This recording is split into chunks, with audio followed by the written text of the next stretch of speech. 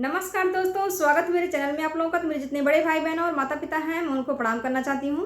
और मैं आप लोगों को एक बहुत ही प्यारा कहरवान आद्य सुना रही हूँ। मेरा गाना अच्छा लगे तो वीडियो को लाइक शेयर सब्सक्राइब जरूर करें और प्लीज़ मेरे चैनल को ज़्यादा से ज़्यादा सपोर्ट करें। बहुत ही प्यारा गाना है, प्लीज़ आप लोग गाने को फुलवा जरूर करना। धन्यवाद।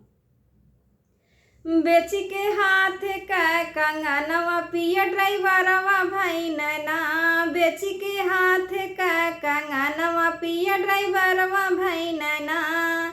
खेत बेची बेची ससुरु बेटा के पढ़ौन, बेटा मोर मास्टर होई है ना, बेटा मोर सीएम होई है ना। टूट गए सासू का सपनवा, बेटा मोर मास्टर होई है ना।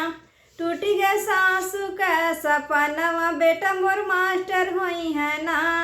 बेच के हाथ का कंगनवा पिया ड्राइवरवा भाई नैना, बेच के हाथ का कंगनवा पिया ड्राइवरवा भाई नैना।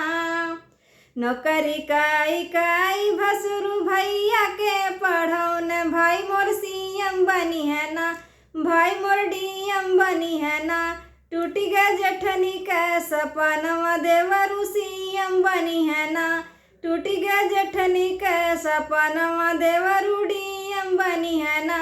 बेच के हाथ का कंगनवा पिया ड्राइवरवा भाई नैना, बेच के हाथ का कंगनवा पिया ड्राइवरवा भाई नैना।